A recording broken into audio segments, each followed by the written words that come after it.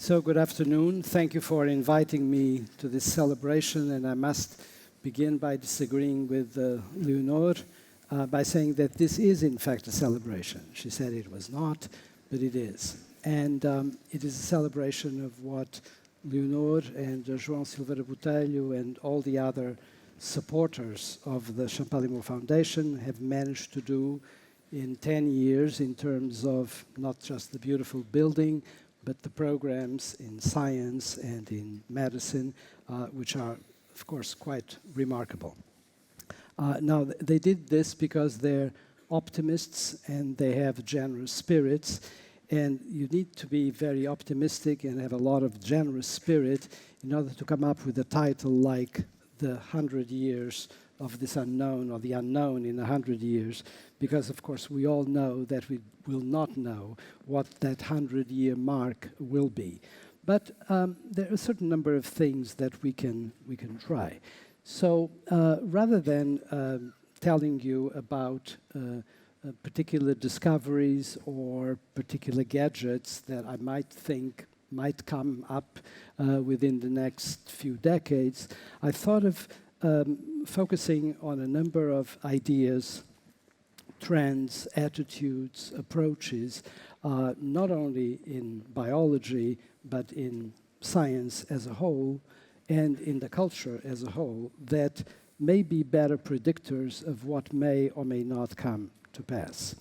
I would like to, so in fact what I want to do from my perspective as a human neurobiologist with a great interest on what neurobiology has created in terms of cultures, what I'm going to do is talk about a number of reasonable predictions and a number of justifications for those predictions. So let's see if we can start. And here's the first prediction. The life sciences and the social sciences will gradually merge to constitute a vast endeavor. It might be called the new human sciences, and the effort will reflect an integration of biological knowledge related to multiple species, to their evolutionary placement, and to the physical habitat that they require. Now, this is something that I hope you connect with, because it has to do with a change that has not happened yet, but I hope will happen soon. It has to do with the turning away from the human exceptionalism that we have used abundantly in science, including neuroscience. People talk about human achievements in terms of their intelligence, their use of language, their creation of culture. Of course, no one doubts that we are exceptional in that sense. People talk about the exceptional abilities of our cerebral cortex, for example. But what is lost in the shuffle when you talk that way is the fact that we are in a continuum of biological characteristics that appear in many other species, and that it is important for us, not only as researchers, but also as the consumers of the research and as the public at large, to realize that immense continuity. I think that that will come to pass. I think that what we are going to have is something like this joining of life sciences and social sciences, and I call it the new human sciences because the term human sciences does not have that much currency in the Anglo-Saxon world. It does have some in French culture. There is already a bit of a blend of life, of biology, for example, and of traditional humanities. But what will be very exciting is to bring together all these fields and focus them on the human being. By the way, as an aside, just this month, in fact, I think this week, there's a new journal beginning in the United States and in the world, which is called Animal Sentience, that does have something to do with what I just told you. Why do I think this will come to pass? Well, because life regulation, which is technically also known as homeostasis, does not occur only at the basic level of automatically governed molecular and cellular operations. At some point in evolution, another control interface emerged. It consisted of sentience and feeling, which permitted together the emergence of consciousness. We cannot yet date the epoch of this momentous emergence. It is probable, however, that by the time that the first nerve nets appeared in the history of life, in cnidarians in the Precambrian period, we're talking about some 4 million years ago, the partnership of a living body with its nervous system permitted the rise of feeling. But it's also possible that it actually began earlier. And so I brought to you an image of one of my favorite animals. It's a hydra. And this hydra, which is really, for those of you who have not met hydras, is something like a floating digestive system, is equipped with this beautiful nerve net that permits some of its most important functions, such as capturing nutrients, digesting them, maintaining motility, creating, for example, peristalsis. And it is something that at heart has this reticular, this network arrangement, which, lo and behold, although this creature comes from 4 million years ago, exists very much in all of us inside our brainstem. In fact, the reticular formation of our brainstem, which is a critical element of the governance of life in each and every one of us, and that permits, for example, the emergence of feeling, is in fact organized neurally pretty much the same way. Now, nervous systems themselves, and eventually brains, are mere instruments of homeostasis. And so this idea by itself is an idea that, of course, I don't need to prove it, it's there, it's certainly a fact, but it is not the general perspective that people use when they think, for example, about brain research or about minds or about sociality. So actually, nervous systems appeared in evolution when multicellular organisms, so life already organized, could no longer cope with efficient, well-coordinated homeostasis without neural assistance. So in fact, one could say something like this. Maybe it's a sentence that you might want to ponder and discuss. If evolution had a mind of its own, nervous systems would be a mere afterthought of complex living bodies, not the other way around. Now, once feeling and consciousness emerged, the homeostasis game changed. Step by step, the individual became informed in an affected, valenced manner about the state of life regulation in its body. Eventually, after substantial intellectual capacities co-evolved, homeostasis acquired dual controls. It was now governed both automatically and willfully. The dual control has benefits and costs. It offers freedom from the relative tyranny of the genome, but it carries the risk of conflicts and inefficiency. It can actually be a burden. But the important point is to realize that we have two ways of running our homeostasis. One that comes from a very old history in biology and which is not under our control, and another which gradually, it's a sort of work in progress, we have under our willful control, for better and for worse. And so the combination of feeling states with the expansion of human intellect has led to the development of cultural instruments, for example, existential inquiry, the arts, belief systems, moral systems and justice, governance and economics, technology and science. The cultural instruments attempt what in fact is homeostasis, but they do it through a socio-cultural means. And they are, of course, these new instruments of homeostasis are both blessings and burdens. And so this is where I connect with the first image I gave you at the beginning of the joining of life sciences and social sciences, is that seen in this perspective, what we are doing in our cultures, in all the activities in which everyone in this room engages so passionately, is in fact not something that we invented out of the blue once we had minds capable of intellectual feats. It's actually something that is intellectual and that requires certain capacities and abilities, but is in the continuity of what has been happening throughout evolution in terms of organizing and maintaining life.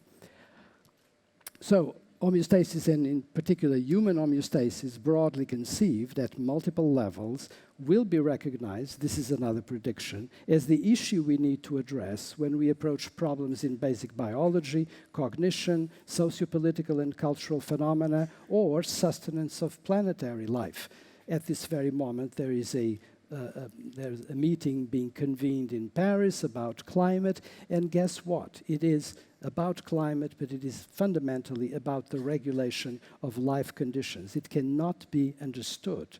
The problems that are being discussed cannot be understood outside of the context of life regulation, and that very much applies to the discussion we were having before in terms of what, for example, the net will bring in the future. Quite interesting, and this is another prediction. Many of you will know that there's plenty of debate in science about the origins of consciousness and about how consciousness may or may not be explained at neurobiological level. So I'll put my best foot forward, and I will say that within the next decade, we will have the possibility of verifying that, in fact, structures of the human brain stem, which is being represented there, together with structures of the insular cortex, both relatively humble, one more than the other, as well as structures of the cerebral cortex, and in particular, the structures that permit long-tracked connections that cross-integrate components of the cerebral cortex across the entire space, are going to be critical to explain exactly this dual aspect of consciousness. On the one hand, the phenomenal feelingness that we have when we are conscious. On the other, the so-called easy problem of consciousness, which has to do with the fact that we have a huge amount of information that can be manipulated in our imagination. And some of those beautiful connections I'm showing you there, they come from Hannah's lab, and these are from human brains, and they are being, of course, created through or represented through diffusion tensor imaging and tracked representation. And what is so remarkable here is that they are huge connections that, far more than in other species, make these broad links across the space of the cerebral cortex. And on we go.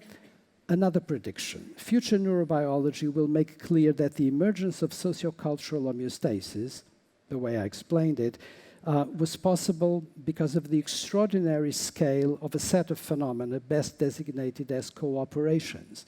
You see, we speak a lot about cooperations in the world of the culture, and yet there are cooperations going on at biological level, at multiple biological levels. For example, the key example, the cooperation of bacteria that give up their independent lives to join symbiotically and construct a living cell, which you see there. It's a little homage to Lynn Margulis, who was very much a defender of this idea that the organelles that you find in a living cell were, in fact, in ages past, bacteria. Other examples include the joining of cells to make tissues, tissues that make organs and systems and organisms, and also, again, jumping to the social level, the cooperations that create social groups, cities, nations, in a planet where, in turn, each individual is cooperating symbiotically with millions of bacteria that constitute the microbiota of their own guts, and where they breathe the air that is generated by cooperation with many individual plants, and so forth. Now, this is not a prediction. It's a series of facts to lead to possible predictions. There are about 100 trillion microbial cells in the human gut. Each of us has about 3 pounds of them right now, if you are healthy, and I hope you all are. And all of these trillions of microbes are living symbiotically in our organism and are, in fact, essential for our organism to function normally. Margaret McFall-Nye has had a rather interesting sentence in which she said that plants and animals are a mere patina in the microbial world. Now, this is, of course, a little bit pushed, but nonetheless, it captures the idea. And now let me add something that is interesting. not many people talk about the enteric nervous system. But since I was talking about microbiota, and that has to do, in fact, with one's guts, I thought of mentioning this because it's in fact not mentioned even in the index of most textbooks, for example, of neuroscience. Now, the enteric nervous system has about 500 million neurons, and this is 5 times the number of neurons that you can find in the spinal cord. And they are doing something quite important, and they are doing something quite important that has a role to play in the operation of our nervous system, for example, at the level of feelings and emotion. The prediction here is that, in fact, many diseases of the nervous system, including, for example, depression or a condition such as autism, are likely influenced by not only this microbiota fact that I've just introduced, but by the fact that we have an enteric nervous system that is far more important in its contribution to the operations of the nervous system at molecular level and at cellular level than, for example, the spinal cord itself. Not that we do not need the spinal cord, without which we cannot have our proper movement. So another kind of cooperation, and this is a prediction that is actually rather easy to make, but the proportions that it will assume, I think, are quite spectacular. And the next and novel sort of cooperation has begun and will expand. It happens at the interface between human organisms and engineered devices, especially at the nervous system-body interface. I'm talking about brain-activated prostheses and even exoskeletons that will become commonplace in years to come. I'm glad to say that here at the Champalimaud Foundation there are investigators working on this problem, and of course we're not talking about a cane or a pair of glasses. We're talking about the possibility of having your mind willfully activate a prosthesis that will allow you to guide your arm, a prosthetic arm, to an object, and will allow you, for example, with an exoskeleton to move after you have become tetraplegic. This is something that does have to do with health. So, why do I talk about homeostasis in a session that has to do with medicine? Very simple. Medicine is actually the cultural extension of homeostasis. The scientific knowledge and the practices of medicine are called for and kick in when natural homeostasis fails and disease ensues. As a result of the emergence of feeling and consciousness, 2 aspects that are critical in all of this story, the medical extension of homeostasis includes psychology, psychiatry, and numerous sociocultural developments designed to cope with the pathologies that result from a disorganized sociocultural homeostasis.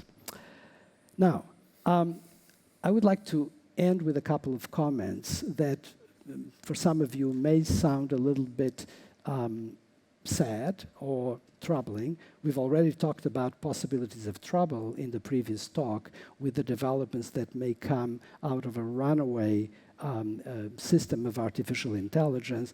But let me read what I wrote here and discuss it with you.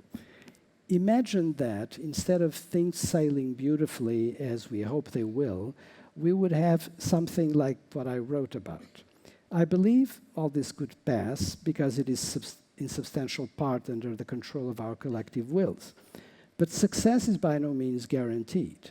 Besides the vagaries of human collective determination, think of what seems to have happened in the 12th century before the Christian era, about 1200 BC, during the so-called Great Disruption.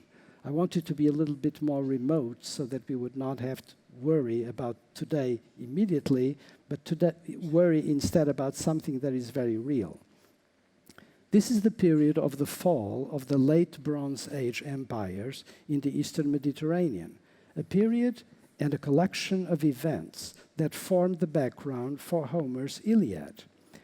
Think of the fall of Egypt, Crete and Minos, Troy and Babylon. Now, whether as a result of earthquakes or drought, or the violent actions of the so-called sea people, or perhaps all of the above combined, the best of dreams of these cultures came to an abrupt halt. It took centuries to rebuild what was lost then. I guess the nice side of this story is that, in fact, what came after those centuries of rebuilding were the first monotheistic religions. But still, it was a major disruption. So this sort of disruption was obviously possible in the 20th century when a nuclear holocaust was a real possibility. It appears like it is a bit less so, but then the worry waned. I think we would do well to consider the possibility that such a disruption could occur from different reasons, or perhaps even from reasons that are very similar and have to do with the maltreatment of the planet, climate, and many other social and political problems, including one problem that I was glad was brought up in the discussion by Tim, and that is the problem of inequality.